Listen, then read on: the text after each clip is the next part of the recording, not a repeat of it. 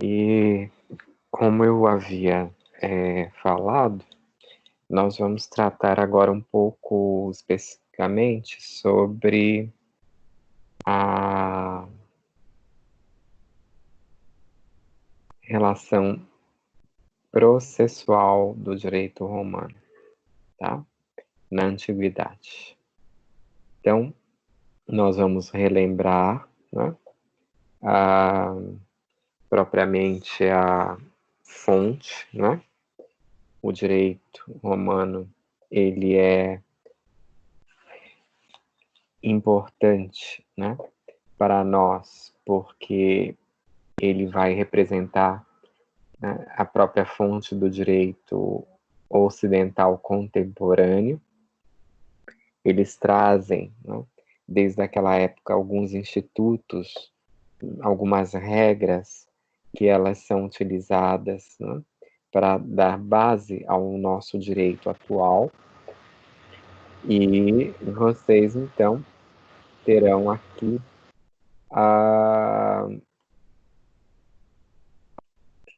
modificação, né, dessas fontes, né, de acordo com os vários períodos históricos que nós temos do direito romano. E outra vez o nosso slide foi o beleléu, né? Então vamos insistir, né?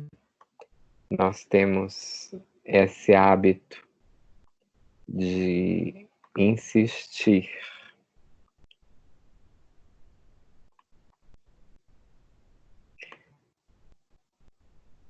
Que hoje está caindo demais, eu não sei qual é a razão disso aqui.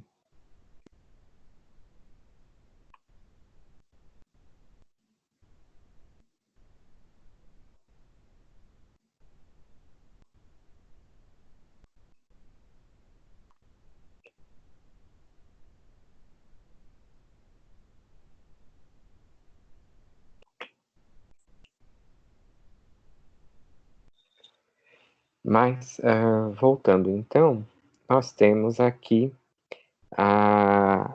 diferentes fontes do direito romano, de acordo com também as diferentes períodos da história do direito romano. E vocês devem relembrar que nós tivemos, então, um primeiro período, que foi o período da realeza, e da realeza nós vamos passar à república, da república vamos ao alto império ou principado, e depois nós passamos para o baixo império ou dominato, né?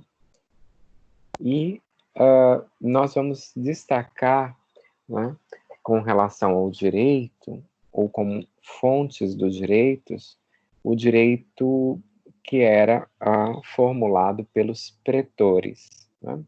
E eram aqueles, nós vimos, que eram encarregados, né, das leis, da justiça propriamente, e eles funcionavam naquela época como uma espécie de juízes, né? Vocês terão aí até propriamente uma formação de uma justiça que ela é composta por pretores, né? E também por juízes. Os pretores estão encarregados, vamos dizer assim, de uma fase do processo, e os juízes estão encarregados de uma segunda fase do processo. Então, percebam que, quando se menciona a palavra pretor, nós estamos falando daqueles que estavam encarregados da organização da justiça, aqueles que estavam encarregados, né, vamos dizer assim, da aplicação do direito. E percebam que o livro digital de vocês traz essa informação, que os pretores eram os magistrados que completavam, supriam e interpretavam as lacunas da lei, corrigindo-as ou abrandando a rigidez dos seus efeitos. Então percebam que os romanos, eles já percebiam que as leis, né, as normas do direito, elas eram, vamos dizer assim, impostas, né? Então, elas vinham do órgão do Estado, que era encarregado de elaborar essas leis, e elas deveriam ser impostas à sociedade, né? E, portanto, era necessário, né, estabelecer aí alguma, né, forma de complementar aquilo que estava descrito na lei diante da sua aplicação ao caso concreto, às realidades, né, daquela sociedade. Então, eles tiveram já, né, uma percepção naquele momento de que a regra em si ela precisaria ser interpretada, né? Porque, é claro, nós criamos a norma, né, de uma forma comum, geral, ela tinha um sentido aí que a gente chama de abstrato, né, porque ela está prevista num documento, e quando esta norma ela passa a ser individualizada, né, e passa a ser aplicada em casos concretos, era necessário, então, verificar, né, todas as hipóteses de aplicação dessa norma. Por isso que os pretores, eles tinham essa função de fazer a interpretação da lei quando eles tivessem um caso concreto para resolver, né? E nesta interpretação eles complementavam as, vamos dizer assim, falhas que a lei trazia, né? Eles também supriam as lacunas que as leis traziam. Não há, e até os dias de hoje, não há muitas vezes possibilidade de você prever todas as hipóteses, né, dos acontecimentos na sociedade. A lei, ela traz, né, vamos dizer assim, previsões que são comuns, que são genéricas. E, dependendo do que ocorre, é que nós precisamos, então, de um aplicador que interprete corretamente aquela norma, aplicando num caso concreto. Então, esta é a função dos pretores, né? E eles, de uma certa maneira, também conseguiriam abrandar a rigidez dos efeitos, né, dessas normas jurídicas. E nós vamos ver mais para frente como é que eles conseguiam fazer esse abrandamento, né? Nós vamos recordar também que o livro digital de vocês menciona isso, né, que devido à grande extensão do território, né, do Império Romano, nós vamos ter uma dificuldade porque não havia número suficiente de pretores, né, para todas as demandas. Então, houve aí uma divisão, né, entre esses magistrados, entre esses cargos, né, e foram criados, então, os pretores chamados urbanos, que propriamente eles ficavam nas cidades, né, e decidiam as questões que ocorriam entre os cidadãos romanos. E havia os chamados pretores peregrinos, né? E os pretores peregrinos, eles exerciam a jurisdição, né, que envolviam litígios entre cidadãos romanos e cidadãos estrangeiros, né? Então, percebam aqui que já há uma, vamos dizer assim, certa especialização da justiça, né? Há uma especialização entre aqueles que estão encarregados de dizer o direito, né? E percebam que existem aqui, né, duas maneiras de interpretar a lei. Quando ocorre um conflito entre um romano, um cidadão romano e o outro cidadão romano, e aqui, existe uma forma de interpretar quando o conflito é entre o romano e um estrangeiro, aquele que não tem cidadania romana. E assim, então, se criam os chamados juízos, não é? E percebam que não é juízes, a expressão correta é juízo. O juízo é justamente aquele, né, órgão que está encarregado de exercer essa interpretação do direito e aplicá-lo ao caso concreto, não é? Então, hoje, por exemplo, quando nós vamos a um fórum, né, nós vamos tratar ali com os juízes. E os juízes, eles exercem, né, a judicatura, a atividade judicante, ou essa atividade, né, de aplicar o direito em juízos. Né? Então, eu vou ao juízo da primeira vara civil, por exemplo, e lá eu vou conversar, ou eu tenho uma audiência com o juiz, tá? Então, é bom que a gente faça essa distinção, porque quando eu trato do órgão, eu vou chamar este órgão de juízo. E quando eu falo da pessoa que ocupa o órgão, eu estou me referindo ao juiz, ao magistrado. E naquela época, então, esses juízos, eles eram formados pelos pretores. E os pretores, eles vão ser subdivididos em duas categorias. Os pretores urbanos, que tratavam, né, das questões entre os próprios cidadãos romanos, e os pretores chamados de peregrinos, né, em função deles tratarem de assuntos que envolviam os romanos e cidadãos que vinham, né, de outras terras, de outros territórios, que eram chamados os estrangeiros. Né? E formam-se, então, os juízos, os órgãos, né, de aplicação do direito.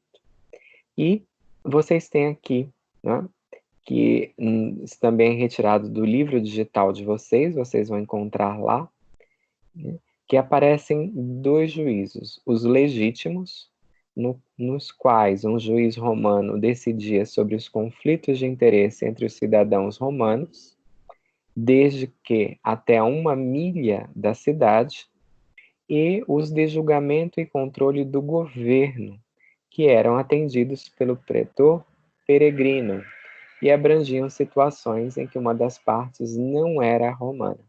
Né? Então, vejam aqui a diferença, né, entre esses dois juízos. Né? E o pretor urbano, ele atendia os casos, né, entre cidadãos romanos, e aqui uma informação, desde que até 1 milha da cidade. Daí que vem um nome de urbe, que é, né, cidade, e urbano, né, é aquele pretor ou aquele juiz que atua na cidade e resolve conflitos, portanto, de interesses entre cidadãos romanos. E existem aqueles outros que estão além desta milha da cidade e eles atendem a, vamos dizer assim, os interesses do Estado romano. E eles vão tratar de situações que envolvem os romanos e outra parte que era estrangeira. Certo isso? E vocês, então, vão perceber aí que os romanos, eles vão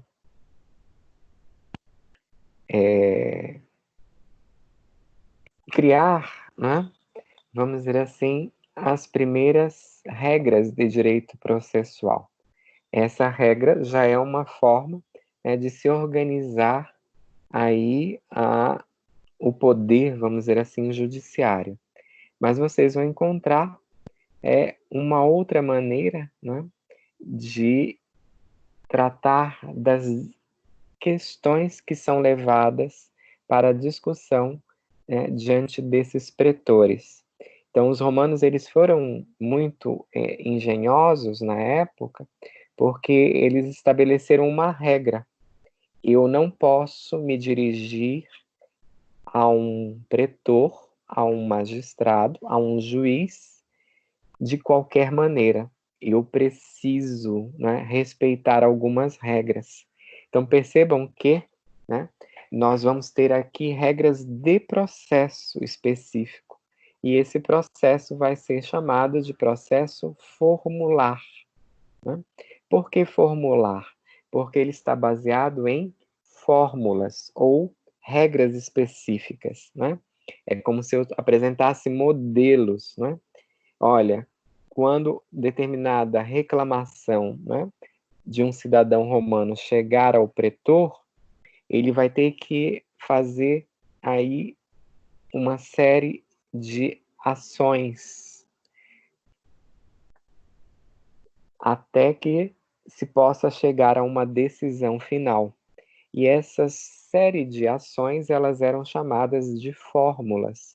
Daí que o nome do processo, né, se chama de processo formular. Por que processo? Porque vocês vão ter aí uma série de atos que se sucedem, né?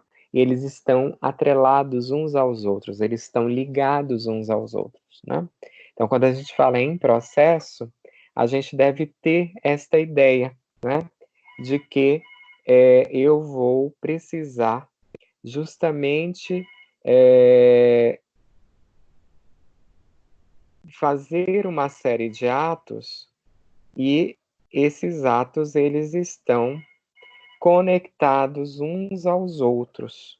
Portanto, é necessário vincular, né, um ato ao outro. Eu tenho que respeitar essa regra. Eu não posso desrespeitá-la. Né? E aí, há, de uma certa maneira, uma organização do processo. Né? Eu não posso admitir que o processo ele se perca, né, nas mãos de um pretor. Eu também, com isso, estabeleço mais ou menos, né, como é que vai ser a sequência desses atos. Isso, de uma certa maneira, é uma garantia para as partes. Né?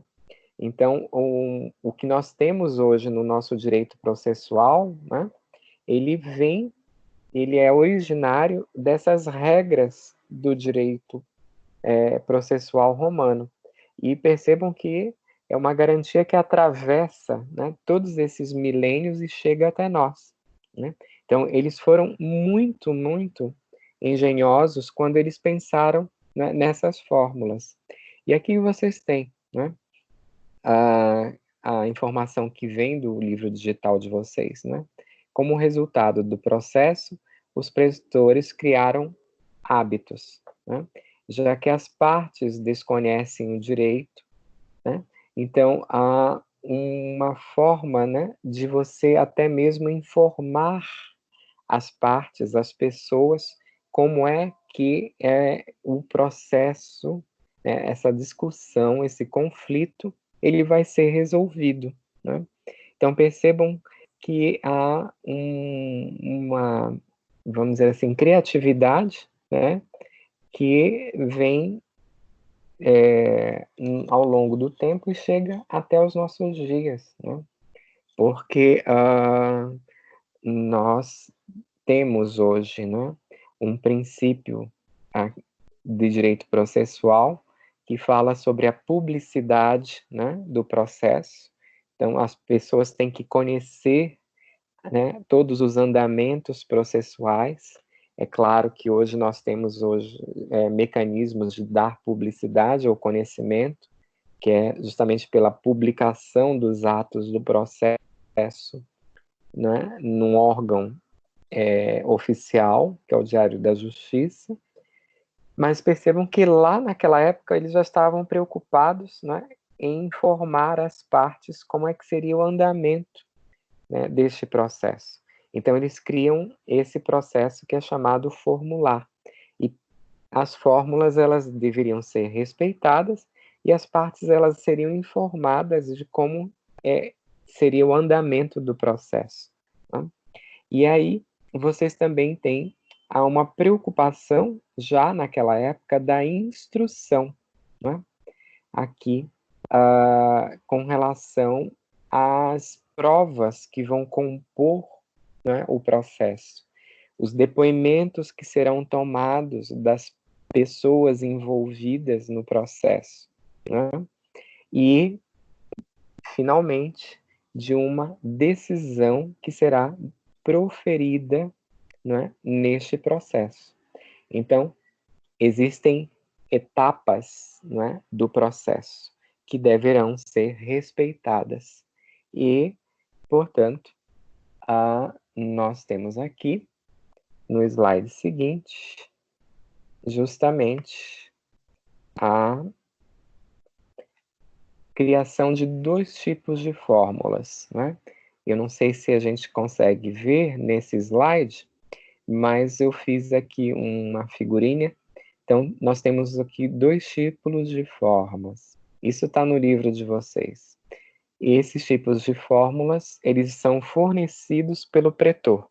Então, o pretor, ele já determina quais são as fórmulas que serão seguidas, né? Pelo processo, né? E uma dessas fórmulas, ela corresponde a uma fórmula modelo, né?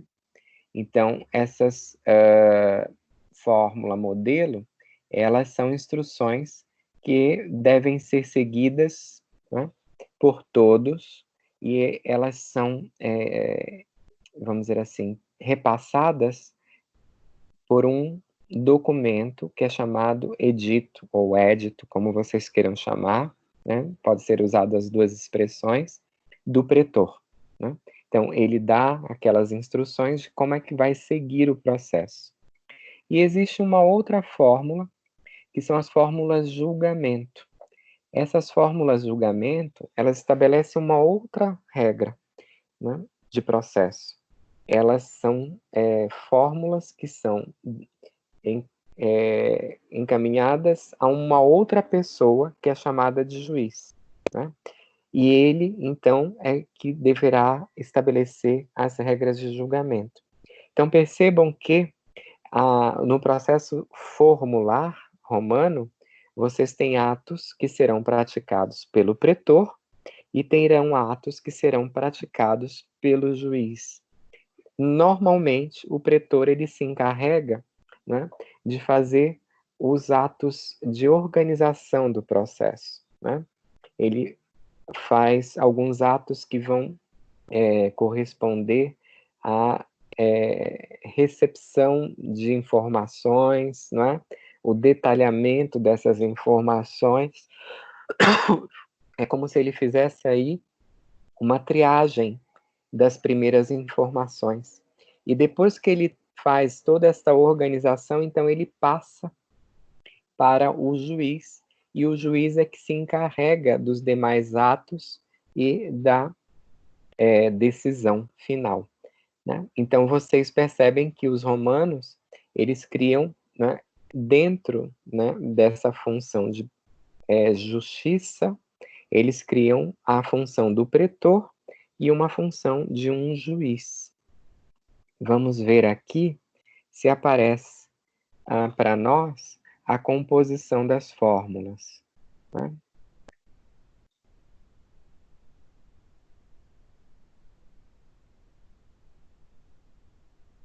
Interessante porque esses slides, eles foram preparados também com uma série de informações, mas está sendo tão difícil abrir o slide hoje. Eu não sei se o slide está meio preguiçoso, porque é feriado amanhã. Eu não sei o que acontece, mas ele está sendo mais difícil hoje de abrir, né? Bom, mas enquanto ele não abre, nós vamos tratando aqui, né? Vocês têm, então, na composição dessas fórmulas, desculpem, vocês vão ter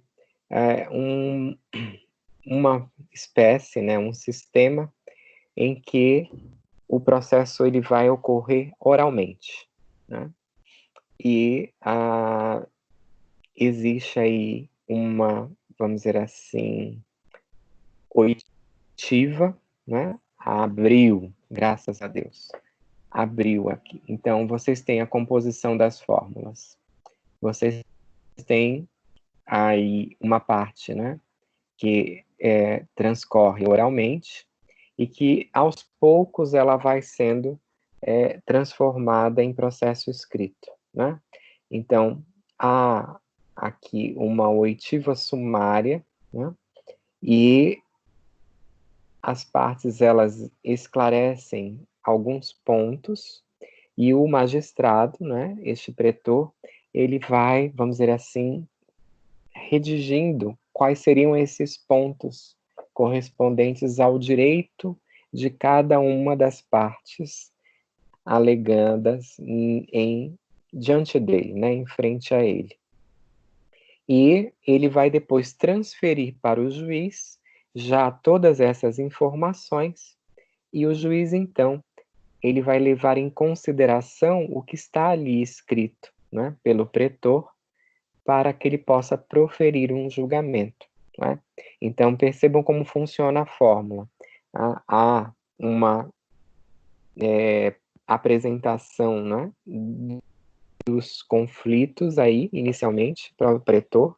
Ele ouve aquelas manifestações e ele, então, coloca, né, por escrito quais serão os direitos que correspondem às reclamações, aos argumentos, né, de cada uma das partes. E ele, depois disso, faz, né, uma oitiva sumária delas e manda já para o juiz os pontos fixados, né, para que o juiz possa exercer o seu julgamento, né? Então, o pretor é como se ele fizesse a primeira organização do processo e ele encaminha ao juiz, né, já o resumo do que, né, se passou, o resumo do direito arguido por cada uma das partes, e o juiz, então, ele vai levar em consideração aquilo que está na fórmula para que ele possa exercer o julgamento. E aqui tem uma orientação nesse segundo quadro, que a fórmula contava com 4 partes essenciais: a demonstração, a intenção, a adjudicação e a condenação, né? Então, percebam que é preciso respeitar aqui, né, uma etapa que se segue à outra. Então, são regras de um encadeamento de atos, né? Por isso que se chama de processo. Então, primeiro eu vou demonstrar aquilo ali que eu estou arguindo como meu direito, eu vou verificar, e percebam que eles estavam preocupados, né, aqui para verificar o pedido ou a intenção, né, das partes naquele litígio, e depois eu tenho uma parte que significa a adjudicação, né, o que vai ser concedido, e, por final, eu tenho uma condenação, ou não, tá? Importante frisar que os elementos essenciais da fórmula ainda contavam com elementos acessórios: a designação do juiz incumbido de prolatar a sentença, a qual se denominava nominatio iudicis, certo? Então, percebam que o processo romano ele era composto, né, por um pretor, e em determinado momento ele sai das mãos do pretor e vai para a mão de um juiz, né? Esse nominatio iudicis, né? E esse juiz é que vai, vamos dizer assim, decidir, ele vai prolatar a sentença, mas ele tem que se basear na fórmula que foi encaminhada a ele pelo pretor. Não sei se isso fica claro para vocês, ou se está muito confuso.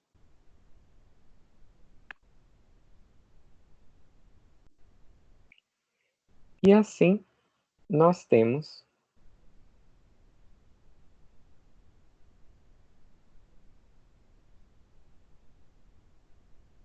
no livro de vocês um texto, né, que eu acho que vocês devem buscá-lo e vocês devem ler, que ele explica um pouco desse processo formular. Ele é um texto do professor da Faculdade de Direito aqui da Universidade de São Paulo. Ele está no link, e eu até transcrevi esse link, porque eu acho que é muito importante que vocês tenham acesso, né, a ele, leiam. Eu até transcrevi uma parte do texto aqui, mas eu acho que vocês deveriam, depois, jogar esse link, ele está no livro digital, vão até ele, né? Nós estamos no ponto 2.3 do livro digital, e lá vocês encontram esse link. Se vocês não encontrarem, ele já está aí, então é só copiar do slide e vocês podem depois procurar o texto. E ler o texto também, né? Seria bom procurá-lo e, além de procurá-lo, ler, né? E aqui vocês percebem, então, que existe uma menção a esse processo formular, né? E o professor Azevedo, ele tenta explicar, né, o que nós falamos agora há pouco. Ele, vamos dizer assim, detalha melhor, né, o que nós falamos há pouco. Então, dentre outras informações que tem nesse texto, que está indicado no livro digital e que eu estou tentando abrir aqui, mas hoje está bem difícil abrir esse slide, é que nós temos um direito, né, que pretoriano, ou seja, que tem, está ao encargo dos pretores, que é para completar, suprir e interpretar as lacunas da lei e também, de uma certa forma, corrigir o rigor dos efeitos desta lei. E como é que eu vou fazer esse abrandamento, né, da lei? Né? Percebam que o pretor ele tem um contato, né, com as partes. Então, ele consegue observar, né, quais seriam os efeitos, né, de determinadas regras e da aplicação dessas regras, porque ele está em contato diretamente com o caso concreto.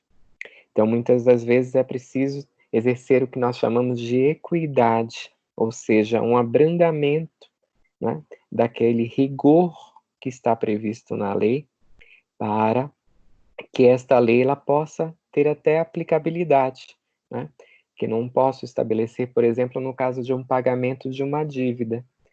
Se eu vou estabelecer, né, uma regra de pagamento em que a parte não tenha condições de pagar aquela dívida, de que adianta eu estabelecer todo um processo, julgá-lo e a decisão não ter aplicação, né? Então, muitas das vezes, a função do pretor, naquela época, era justamente, né, ter essa sensibilidade para saber em que medida ele poderia aplicar a regra que estava descrita na lei, né? E nós vamos encontrar este princípio, né, no nosso processo atual, que se chama o princípio do juiz natural. E por esse princípio que vocês encontram hoje nas regras, até mesmo constitucionais, no artigo 5º vocês vão ter, né, a previsão do juiz natural, que é uma garantia para o magistrado, mas, sobretudo, também uma garantia para as partes, que significa, entre várias outras coisas, o seguinte: olha, é importante que aquele juiz que está mais próximo, ou seja, naquela comarca, ele julgue, né, aquelas reclamações, aqueles conflitos, as ações, como nós chamamos, né, porque ele conhece aquela comunidade, ele conhece aquela comarca onde ele foi situado. Então, uma vez que o juiz ele é designado para atuar em determinada comarca, ele se fixa territorialmente ali, né? Ele não pode ser retirado daquele local, salvo, né, se ele cometer uma falta grave ou se ele for promovido na carreira, né? Por quê? Uma vez que ele foi designado para aquele local, ele tem, abrir o texto, ele tem condições, né, de julgar melhor. Por quê? Porque ele convive com aquelas pessoas que estão ali. Então, ele sabe muito bem, né, como é que aquela localidade se relaciona, quais são os conflitos, né? Em comarcas pequenas, né, em cidades menores, o juiz ele consegue compreender muito bem as relações, né? Então, percebam que no estado de São Paulo, ou no município de São Paulo, melhor dizendo, vocês vão ter a distribuição dos juízes em foros regionais. Eu acredito que o Campo Limpo ele está subordinado ao foro regional do Santo Amaro. Por que isso? Porque há uma proximidade dos juízes, né? Uma proximidade territorial com as pessoas que vivem nesta região. E quando ele vai aplicar o direito, ele pode perceber melhor, né, o que está acontecendo naquele território, o que está acontecendo naquela região. E, é claro, as suas decisões elas serão passíveis de aplicação. Ele sabe qual é a medida que ele deve usar para que o direito seja cumprido, né? E pode ser que um juiz que nunca passou aqui pela região do Campo Limpo, ele não conheça a realidade dessa região. Então, ele pode estabelecer julgamentos que jamais, né, serão passíveis de cumprimento. Ele está completamente fora da realidade. Então, percebam que os romanos, eles vão criar, né, essa, como é que se diz, ideia, né, de que há necessidade de um exame pelo pretor daquela discussão. E o pretor, ele vai fazer esta organização, né, de um processo a partir das informações que ele obtém, e dali ele encaminha para um juiz. E o juiz, então, ele prolata a sentença. Mas ele tem que se basear somente naquilo que o pretor organizou, né? Daí que há uma fórmula, né? Há um modelo que é estabelecido pelo pretor para ser submetido a um julgamento, né? E aí vocês têm então o texto do professor Azevedo e eu sugiro que vocês, como é que se diz, busquem esse texto. Ele está num link do livro digital, no item 2.3, lá do livro digital de vocês, e leiam, né? Porque tudo isso que nós estamos falando, pode ser que vocês entendam melhor lendo o texto. É um texto curto, não é um texto longo. Então não se preocupem, né, com o tamanho. Leiam o texto. De outro lado, nós gostaríamos de acrescentar que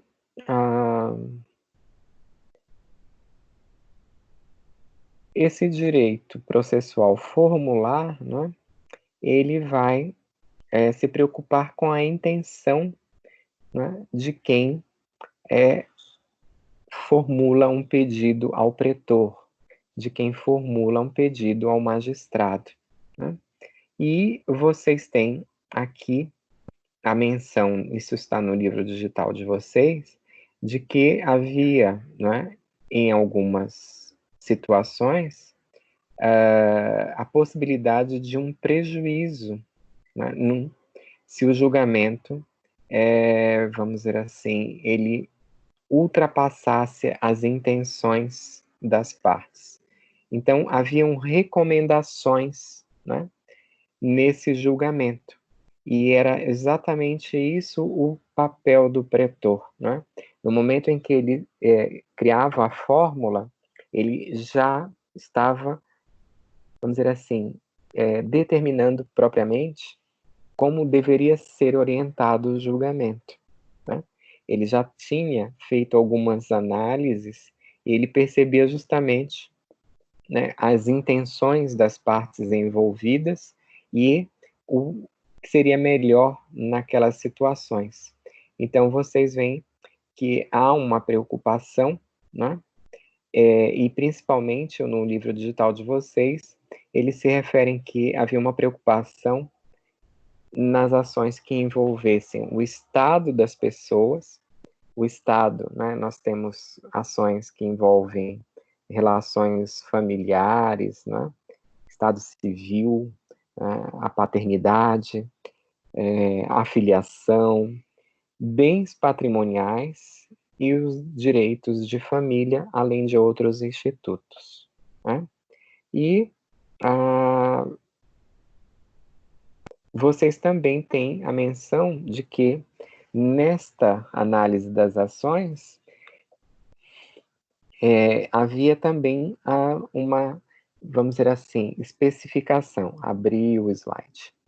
Uma especificação, né, a respeito das modalidades de processo, né?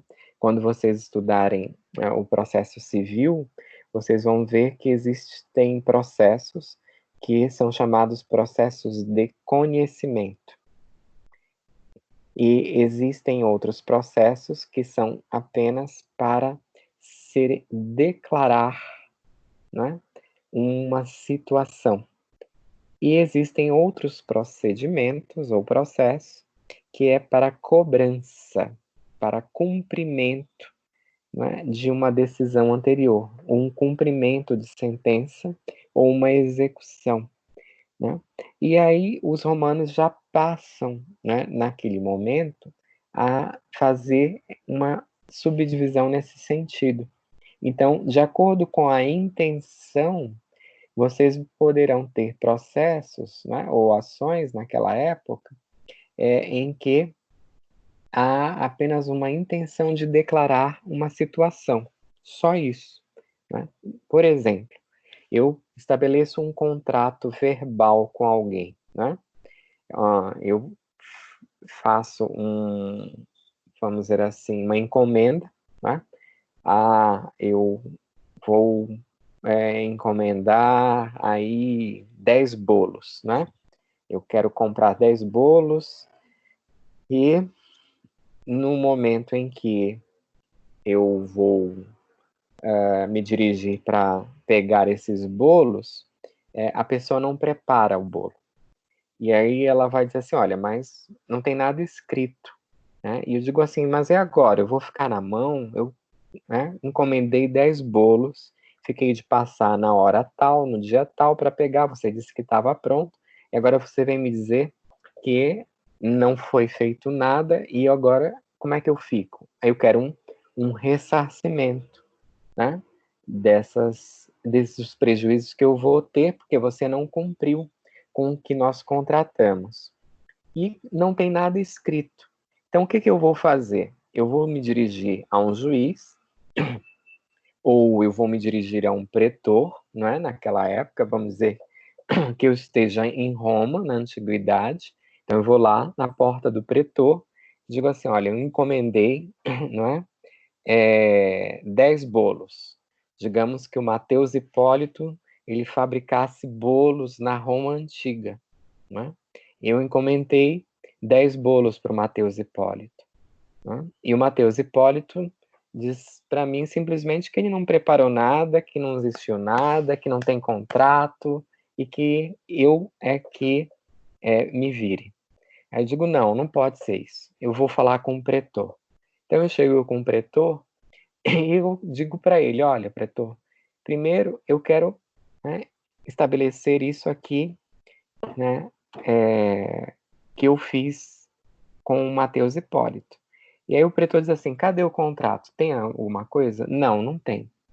Aí o pretor então diz assim, olha, primeiro a gente precisa verificar se houve um contrato entre vocês, né? Chama lá o Matheus Hipólito. Aí o Matheus Hipólito vai até o pretor e o Matheus Hipólito vai contar a história dele. Eu conto a minha história, né? E o pretor então vai analisar e vai dizer ao final se houve ou não houve um contrato, né? E isso é uma declaração, né? É uma ação que a gente chama declaratória. Existem situações nas nossas relações jurídicas, nas nossas relações em sociedade, que não tem aí, vamos dizer assim, provas explícitas. Então, a gente precisa primeiro provar a existência do nosso direito. E depois, então, é que a gente vai tratar de uma outra situação que é, vamos dizer assim, a exigência desse direito. Quando a gente precisa apenas provar a existência do direito, a gente propõe o que a gente chama de ação declaratória. Então, os romanos, naquela época, eles se referiam a esta fase da intenção. O que as partes elas querem? Elas já têm, né, comprovação do seu direito. Muitas vezes as partes não tinham a prova desse direito. Então, era primeiro necessário, né, fazer uma ação que declarasse existência de um contrato, como foi o caso desta relação dos bolos, não é? Então, eu não tenho como provar, né? E a outra parte diz que não houve nada, né? Mas eu vou chamar testemunhas, eu vou mostrar as minhas ligações de celular, né, as trocas de WhatsApp, e eu consigo provar. Então, o juiz primeiro, ele vai se basear nas intenções entre as partes, e ele declara, realmente houve um contrato, e este contrato, ele não foi cumprido, tá? E aí depois, então, eu vou passar para uma outra ação, que é uma ação de ressarcimento de prejuízos, que a gente chama de uma ação de responsabilidade civil hoje em dia, né? Então, já que foi comprovado que houve um contrato, eu agora posso pedir a indenização pelo não cumprimento deste contrato, tá? E eu vou ter, então, uma ação que hoje nós chamamos que é uma ação de responsabilidade civil, né? E é uma ação específica. Então, os romanos, eles começam, né, a fazer essas divisões, né, em relação ao processo, tá? E, finalmente, nós vamos ter aí, deixa eu ver, enquanto não muda o slide, a adjudicação, né? Então, o que significa adjudicar? Agora abriu, rápido. Quando a gente fala em adjudicação, né, adjudicar dar aquilo que foi pedido, né? Você fez uma solicitação diante de um magistrado, no caso do pretor, e aí você vai ter, né, uma resposta deste seu questionamento. Você vai ter, então, o que se chama de adjudicação. E a adjudicação, ela consistia na transferência do bem ou da coisa em litígio para uma das partes. E era seguida da condenação, que extinguiu o processo com a condenação ou não do réu, tá? E aí vocês têm a menção, né, que a adjudicação e a condenação, elas deveriam induzir ao pagamento de determinada quantia em dinheiro. Tal exigência era benéfica para quem receberia o valor da coisa, mesmo que perdida em dinheiro. mas injusta para os casos em que o pedido era de coisa certa e determinada, em que não interessava a substituição pecuniária. Por exemplo, a devolução de um objeto de estimação, né, de uma pessoa. O outro exemplo estava em relação às obrigações de fazer, né? Então, eu não quero um dinheiro, eu quero que a pessoa faça ou deixe de fazer alguma coisa, né? Que é o caso daqui do bolo. O que me É interessa isso que eu é ia o perguntar. bolo, O senhor não quer o o dinheiro. dinheiro? Vou. Não, eu quero o bolo. Ah, você quer o Mas, bolo. como você não preparou, Matheus Hipólito, eu vou pular Hum, no seu pescoço para você não me pagar o bolo. Você vai me pagar, além do bolo, os prejuízos que eu vou ter, entende? Mas os entendo. romanos naquela época, eles tinham essa, né, ideia de estabelecer aqui o pagamento de determinada quantia em dinheiro. E isso era considerado diverso do que havia, né, sido pedido. Eu quero a coisa, eu não quero o dinheiro, não me interessa o dinheiro. Eu quero aquilo que foi me retirado, né? Aquele bem que está com o outro, né? E isso era considerado uma relação de injustiça. Então percebam o sentido de justiça que também já era previsto ou estava presente no processo romano. E aí havia uma cláusula de não condenação. Quando? Quando ela, vamos dizer assim, era, vamos dizer assim, prejudicial, né? Extremamente exacerbada.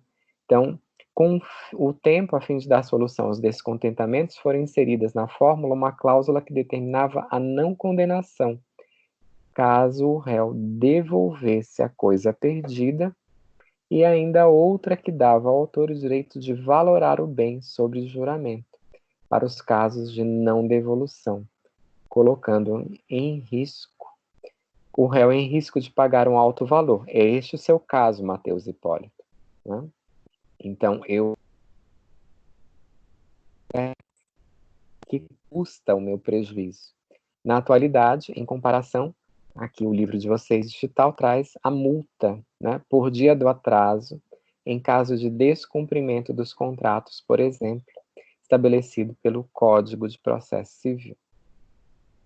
Então, de uma certa forma, né, os romanos já previam isso há mais de 2000 anos atrás, né? E a regra, ela vem até os nossos dias, né? Ela vem até os dias de hoje. E eu acho que tem só mais um slidezinho, que é a segunda parte do processo. Mas eu acho que é muito longo para a gente tratar, né? É o final do item 2.3 do livro digital de vocês podem dar uma olhada. Eu queria falar um pouco sobre a prova. Eu vou passar os slides para as representantes, tá? E vocês cobrem que eu acho que a Sara já saiu e a Jéssica não está. Então, cobrem delas, porque eu vou passar para elas o slide. Já passei, tá? Tá com as representantes de classe.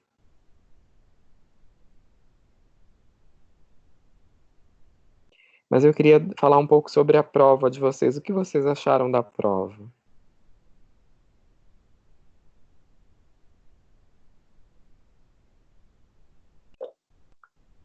Vocês estão vivos aí do outro lado? Boa noite, professor. Estamos sim. Ah, Eu então, particularmente eu gostei bastante. Eu achei assim que eu consegui alcançar, né, assim, um entendimento, né, conforme eu fui conseguindo, né, me desenvolver. Gostei. certo. Eu vou passar o gabarito e vocês vamos ver a prova, porque me parece que a prova, o Forms, ele vai alterando as respostas, né? Ele vai alterando a arrumação das questões, tá? Então,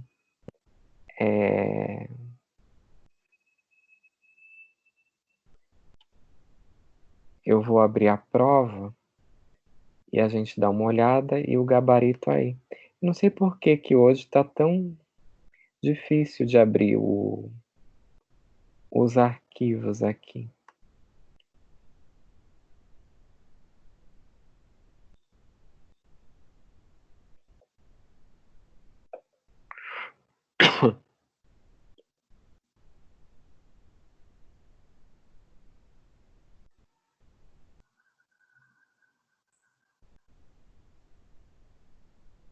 Então aqui vocês têm o gabarito.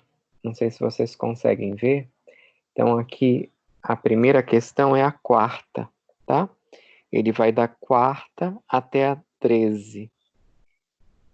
Mas eu não sei se a sequência ela será sempre essa, porque ele muda, né, de aluno para aluno a organização das questões.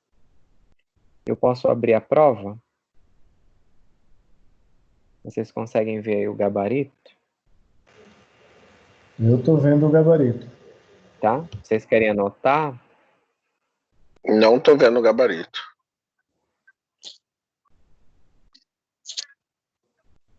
Vocês não conseguem ver o slide? Não, eu não consigo.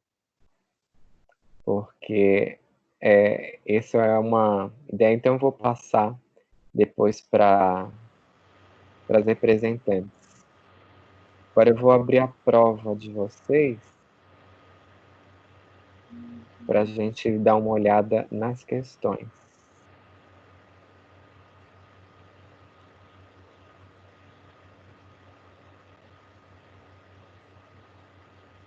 Ok. Então, deixa eu só mudar aqui.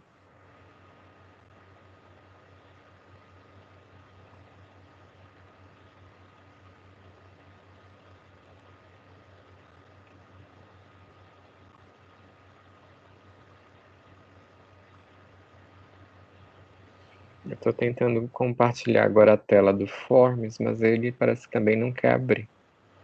Vamos ver se ele abre.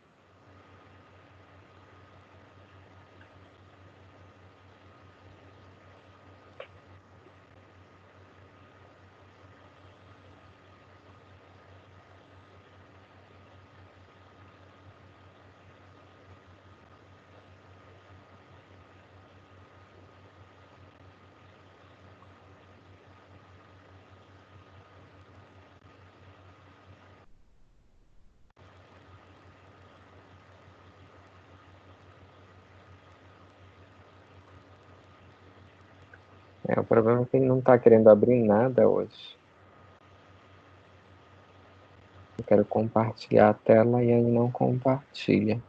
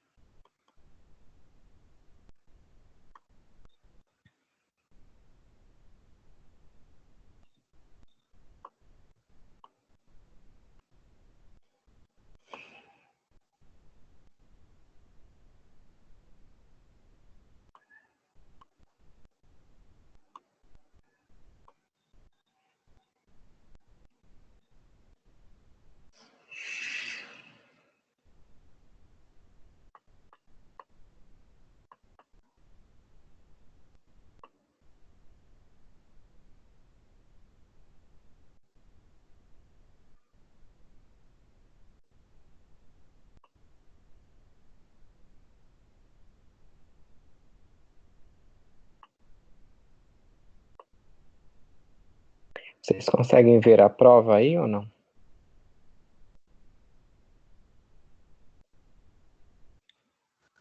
Vocês estão me ouvindo? Para mim tá só o gabarito até agora.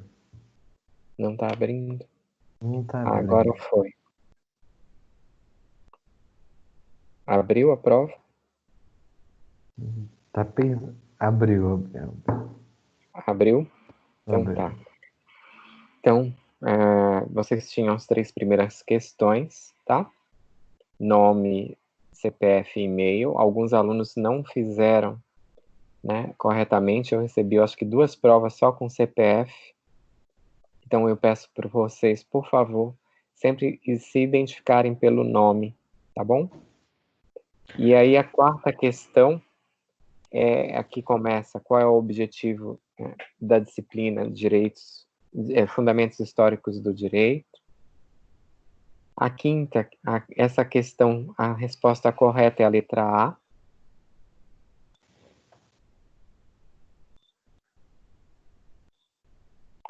Não, eu acho que essa resposta é a letra B. Não, é a letra A mesmo. Então tem que corrigir lá no gabarito de vocês, que a primeira é A, tá? A 5ª questão, a questão começa: a ciência que trata de narrar e fazer conhecer os acontecimentos sociais ocorridos e vividos, acertando versões, afastando dúvidas, buscando a certeza. E a resposta correta desta questão é a letra C, história.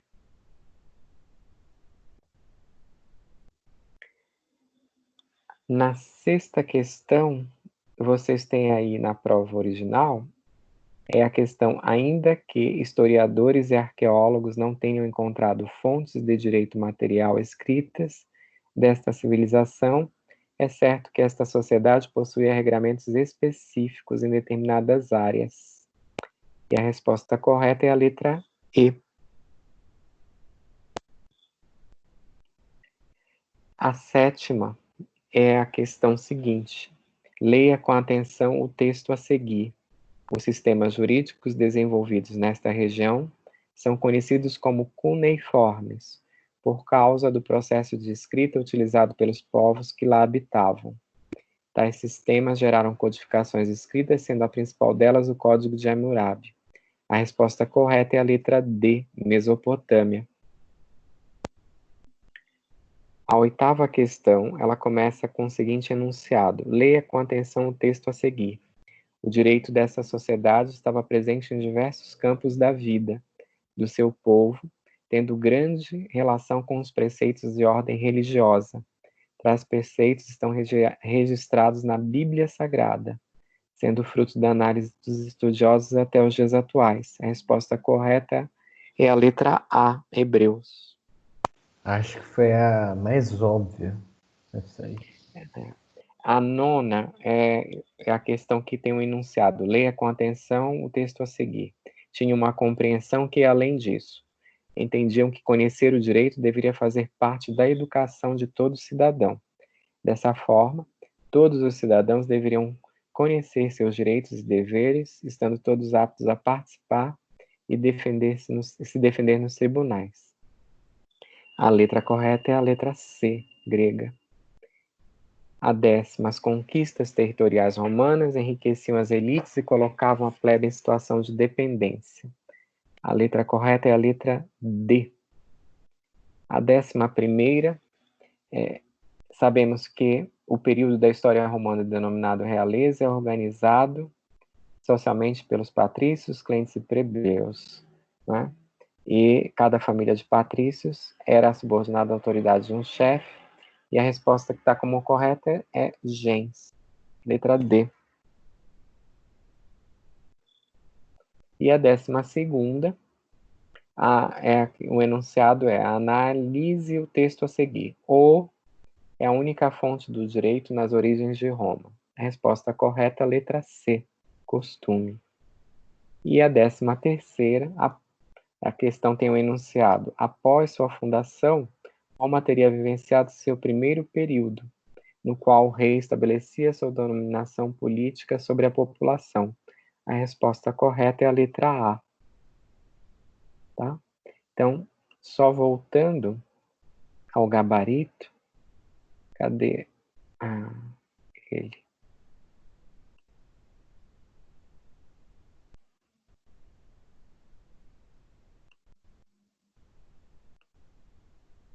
Vamos ver se eu consigo. Mas aí eu tenho que fazer o seguinte. Primeiro procurar aqui o gabarito.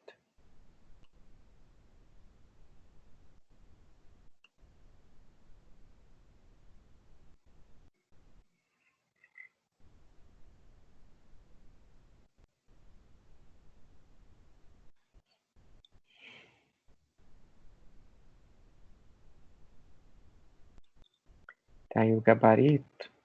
Não, a letra A tá certo. Então tá correto. Eu pensei que tivesse errado. Aí que eu tô lendo o gabarito de metodologia aqui do lado. É por isso que eu estou. Então, eu não sei se vocês conseguem fazer a associação, tá? Vocês viram a ordem que está na prova das questões? E eu não numerei aqui porque essa é a ordem da minha prova original. Agora, eu não sei como ela chegou para cada aluno. Tá? Mas vocês conseguiram ver a ordem na prova, né? Vocês estão me ouvindo? Sim, sim. Tá? E aí vocês podem ver pelas questões como elas estão colocadas, como é que elas aparecem para vocês. Anotem só as respostas para conferir, para ver se houve a correção correta, tá bom? Vocês têm algo mais a colocar? Eu não. Então, eu acho que nós podemos encerrar a nossa aula hoje. Espero que vocês voltem na próxima quinta, né? Teremos aula normal. Desejo a vocês um bom feriado amanhã. Não saiam de casa, tá bom? E nós não teremos provavelmente aula de metodologia, tá bem? Mas nos encontramos outra vez semana que vem por aqui, tá bom? Obrigado pela participação. Obrigado, Dê professor. uma lida lá no livro de vocês, tá bom? Naquele texto que eu pedi, vão atrás, dê uma lida nele. Tá ok. Ok? Ok. Então, boa noite para vocês. Obrigado, boa noite. Boa noite, obrigado. Boa Bom noite, feriado a todos. Bom final nóis. de semana. E fique em Obrigado. casa, professor. Opa, não vou É. sair daqui para nada. Tá bom? Bom final de Tchau. semana, gente. Tá certo. Um abraço. Tchau. O Marcos Almeida tá aí. Olha, Marcos, eu estava sentindo a sua falta. Eu estou aqui, estou Minha de olho, nossa. professor. É você, né, Estou que de está de olho. Eu quero saber quem é a Estou Lady aqui. Death e quem é o neguinho da área VIP. Ô, Eu vou professor, até ver. Oi, professor, eu diga. mandei e-mail para o senhor lá, por gentileza, depois o senhor olha lá para mim com carinho, por favor. Tá, é o Clóvis ou é o Marcos? Marcos. Ah, eu vi o seu e-mail. Você quer ver a sua Então. prova? Eu abro ela aqui. Se você autorizar, claro. Não, manda para mim por e-mail. Não, mas nessa prova eu tirei Mas 900. Então, mas aí é que tá. Você A vai ter outra que que eu não acreditar nas entendi, minhas de amanhã. respostas. Ah, foi a de amanhã? Eu vi, então é na de amanhã. Mas de sabe amanhã. o que aconteceu? Hum. Você fez troca nas suas respostas. Você respondeu uma no lugar da outra. Então, você, pelo menos, 2 questões que eu lembro, você trocou.